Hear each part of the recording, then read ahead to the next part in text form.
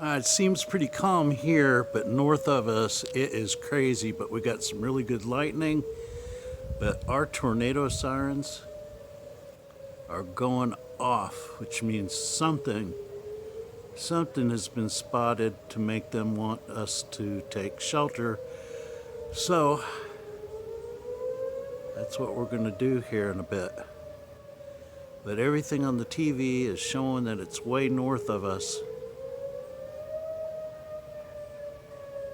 That our sirens are going off.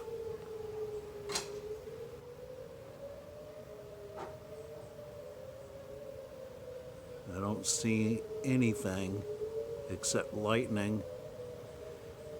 North of us, they've got potential for a rain-wrapped tornado, which is extremely dangerous because you cannot see it. So hopefully that doesn't happen here.